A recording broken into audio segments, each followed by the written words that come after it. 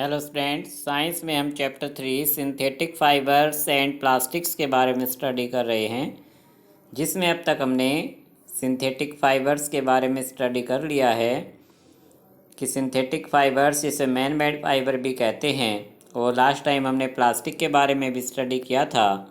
ये दोनों ही एक लार्ज यूनिट से बनते हैं जिसे पॉलीमर कहा जाता है। सिंथेटिक फाइबर्स के नेम थे रेयान, नायलॉन, एक्रिलिक, पॉलिस्टर। ये सभी सिंथेटिक फाइबर्स के नेम हैं। सिंथेटिक फाइबर्स बनाने के लिए जिस केमिकल का यूज किया जाता है उस केमिकल को स्टूडेंट्स पेट्रोकेमिकल्स कहा जाता है। लास्ट टाइम हमने प्लास्टिक के बारे में स्टडी किया था कि plastic is also called a polymer, कि प्लास्टिक भी एक पॉलीमर यूनिट है। Plastic is also a polymer. 2 types का प्लास्टिक हमने स्टडी किया था, thermoplastic and thermosetting plastic. Thermoplastic जिसे बेंड किया जा सकता है, रिसाइकिल किया जा सकता है, बट थर्मोसेटिंग प्लास्टिक स्टैंड्स एक बार सेट हो जाता है, जिस शेप में ढल जाता है उसे दोबारा से मेल्ट करना पॉसिबल नहीं है, तो इसको रिसाइकिल नहीं किया जा सकेगा। प्लास्टिक हमारे चॉइस का मटेरियल बन गया है क्योंकि इसकी बहुत सी करैक्टरिस्टिक्स लास्ट टाइम हमने स्टडी की थी कि प्लास्टिक लाइट है, स्ट्रॉन्ग है, ड्यूरेबल है और पुअर कंडक्टर है हीट एंड इलेक्ट्रिसिटी का, इसलिए हमारी चॉइस का मटेरियल बन गया है। But students, plastic and the environment, कि प्लास्टिक का हमारे इन्वायरमेंट पे क्या इफ़ेक्ट पड़ता है, क्या वो इन्वायरमेंट फ्रेंडली है या नहीं, इस बारे में आज हम स्टडी करेंगे। Paragraph 3.6 plastics and the environment. When we go to the market, we usually get things wrapped in plastic or packed in polythene bags. That is one reason why plastic waste keeps getting accumulated in our homes. Ultimately, plastic finds its way to the garbage. Disposal of plastic is a major problem. Why? So students, जब भी market में हम जाते हैं तो आमतौर पर क्या करते हैं, प्लास्टिक के बैग्स में चीज़ों को लेकर आते हैं और हमारे घर में बहुत सारा प्लास्टिक का गार्बेज इकट्ठा हो जाता है, जिसे डिस्पोजल करना यानी उससे छुटकारा पाना एक मेजर प्रॉब्लम बन गई है। वाई, क्यों ऐसा क्यों है स्टूडेंट्स, क्यों मेजर प्रॉब्लम बन गई है? क्योंकि स्टूडेंट्स, प्लास्टिक हमारे एनवायरनमेंट को ख़राब करता है। A material which gets decomposed through natural process such as action by bacteria is called biodegradable. A material which is not easily decomposed by natural process is termed non-biodegradable. Students, जिन material को bacteria decompose कर देते हैं, उसे compost में convert कर देते हैं, उन मटेरियल को बायोडिग्रेडेबल कहते हैं। और जो सब्सटेंस, जो मटेरियल बैक्टीरिया डिकम्पोज नहीं कर पाते, उन्हें नॉन बायोडिग्रेडेबल मटेरियल कहा जाता है। Look at table 3.3।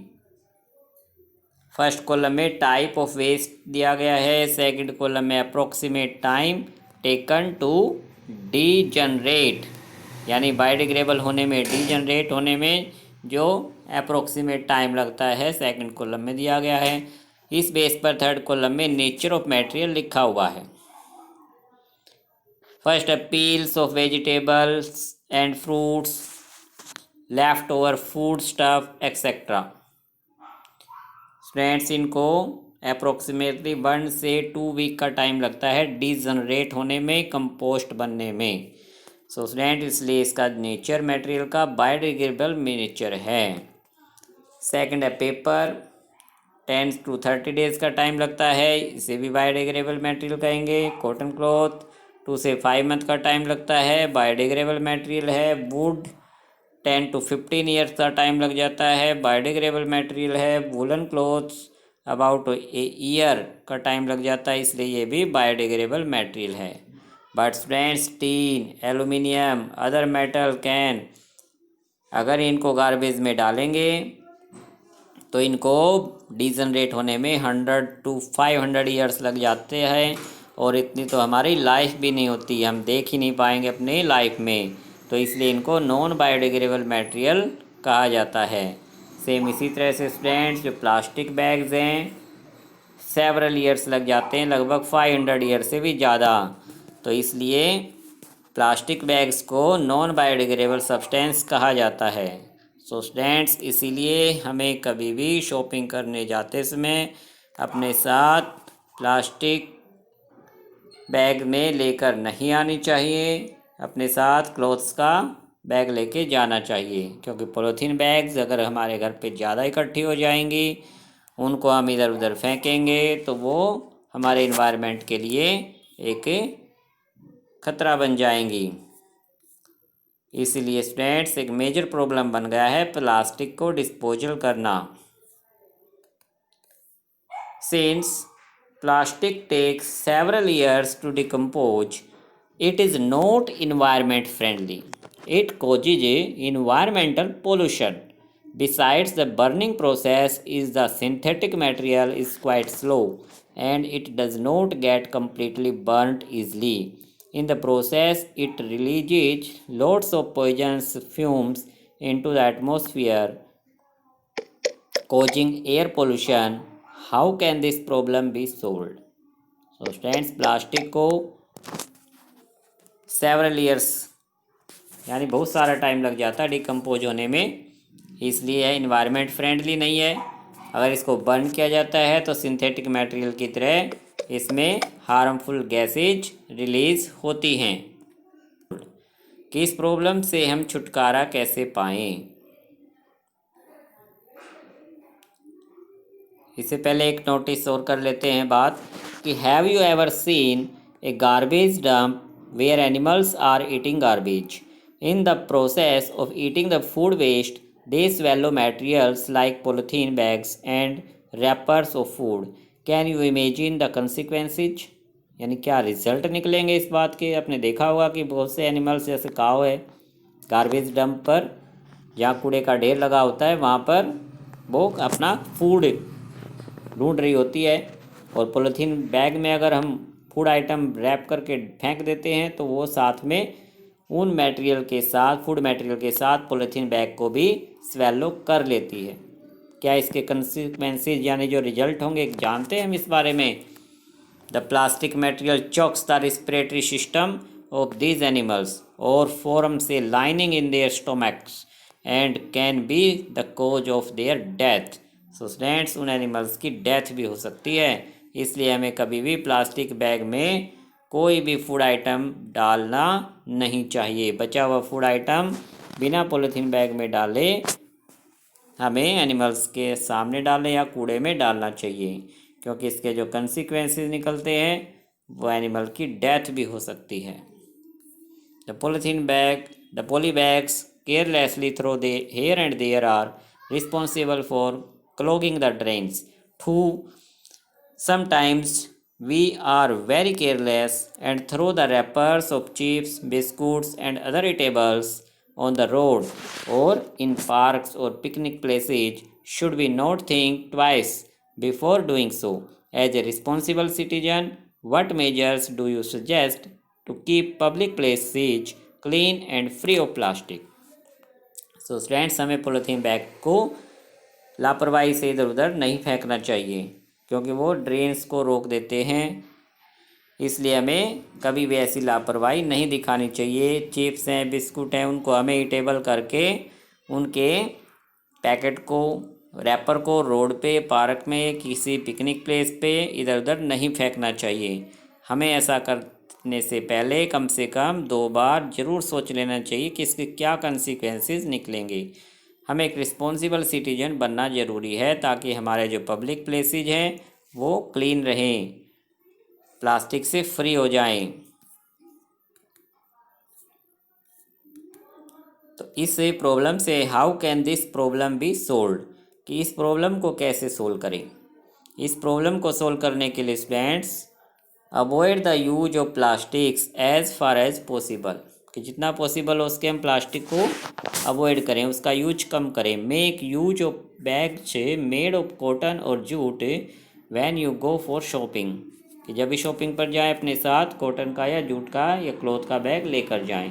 The biodegradable and non biodegradable wastage should be collected separately and disposed of separately.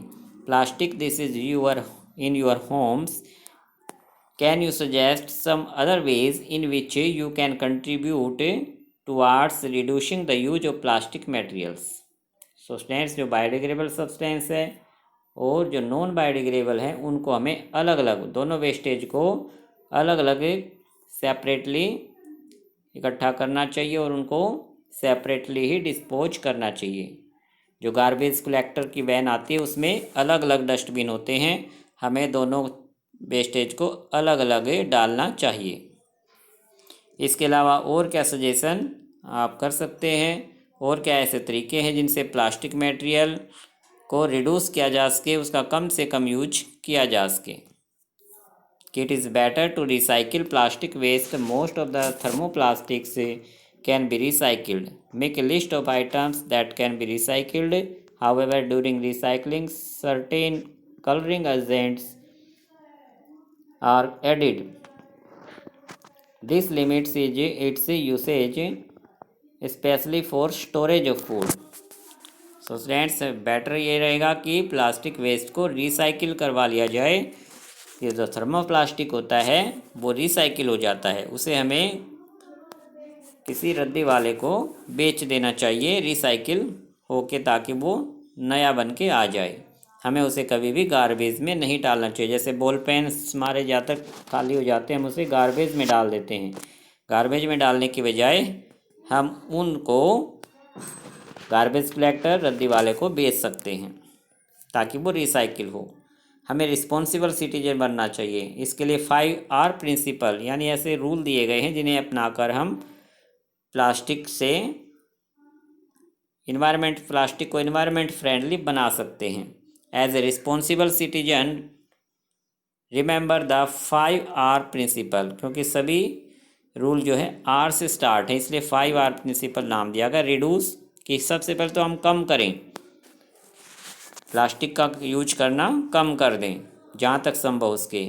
Reuse, कि उसका बार बार यूज करें। अगर हमारे पास एक पॉलीथीन बैग है तो उसी को बार बार हम यूज कर सकते हैं, उसको गार्बेज में डालने की बजाय। रिसाइकिल, जो थर्मोसेटिंग प्लास्टिक्स हैं वो रिसाइकिल करवा लेने चाहिए। रिकवर, फिर उनको प्राप्त किया जा सकता है। एंड रिफ्यूज यानी शॉपकीपर को इनकार कर दें कि हम पॉलीथीन बैग नहीं लेंगे। सो स्टूडेंट्स, ये 5R प्रिंसिपल यूज करके हम अपनी हैबिट्स बना सकते हैं। Develop habits which are environment friendly, ताकि हमारी हैबिट्स इन्वायरमेंट फ्रेंडली बन जाएं। फाइबर वाइज कुछ बातें दी गई हैं कि do not throw plastic bags in the water bodies और ऑन द रोड, कि जहाँ तक पॉसिबल हो सके हमें प्लास्टिक बैग को कभी भी इधर उधर नहीं फेंकना है रोड पर या वाटर बॉडीज़ में। Take a cotton carry bag और a jute bag while going for shopping, जब भी शॉपिंग पे जाएं अपने साथ बैग लेकर जाएं। Try to minimise the use of plastic materials, example use a steel lunch box instead of plastic one, कि प्लास्टिक में फूड आइटम डालने की बजाय स्टील के लंच बॉक्स हमें यूज करने चाहिए। सो स्टूडेंट्स, ये था प्लास्टिक्स के बारे में कि वो हमारे इन्वायरमेंट के प्रति कितना फ्रेंडली है या नहीं। कि प्लास्टिक इन्वायरमेंट फ्रेंडली नहीं है, इसलिए उसका यूज कम कर देना चाहिए। आपको इसके कीवर्ड्स रीड कर लेने हैं, व्हाट यू हैव लर्नड को रीड कर लेना है, जो कंप्लीट चैप्टर की समरी है, जिससे कंप्लीट चैप्टर आपको फिर से रिवाइज हो जाए। कुछ क्वेश्चन जो आपको स्वयं करने हैं, क्वेश्चन नंबर 2 हम कर चुके हैं, 3 कर चुके हैं।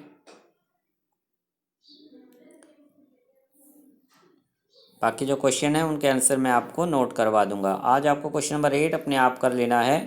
कैटेगराइज करना है, ग्रुप में बांटना है। The materials of the following products into can be recycled and can not be recycled, कि 2 ग्रुप्स बनाने हैं।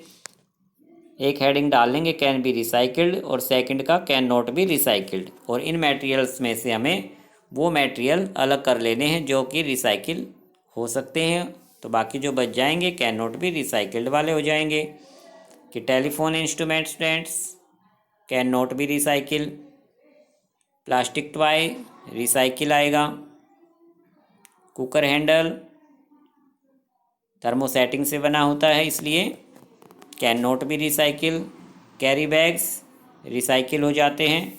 बट स्टूडेंट्स कैरी बैग जो पॉलीथीन बैग्स होते हैं उनको हम केयरलेसली इधर उधर फेंक देते हैं और रद्दी वाला भी उनको नहीं खरीदता है क्योंकि नए बैग बनाने की कॉस्ट कम आती है। पुराने बैग्स को साफ़ करना उनके लिए काफ़ी लंबी प्रोसेस होती है, इसलिए कैरी बैग्स रिसाइकिल तो हो जाते हैं लेकिन बट उनको कोई भी रद्दी वाला लेता नहीं है। तो ये कैरी बैग्स वैसे तो रिसाइकिल में आएगा, बट अगर यूज करने की बात आती है तो हमें कैरी बैग्स का यूज कम करना चाहिए। बॉल पॉइंट पेन्स रिसाइकिल हो जाते हैं, प्लास्टिक बॉल्स रिसाइकिल हो जाएगी, plastic covering on electric wires thermoplastic के बने होते हैं इलेक्ट्रिक वायर्स की जो कवरिंग है रिसाइकिल हो जाते हैं, प्लास्टिक चेयर रिसाइकिल हो जाते हैं। लेकिन इलेक्ट्रिक स्विच स्टैंड्स ऐसे मटेरियल से बने होते हैं जो थर्मोसेटिंग प्लास्टिक से बनता है। तो आपने ये क्वेश्चन कर लेना है। Okay student, thank you.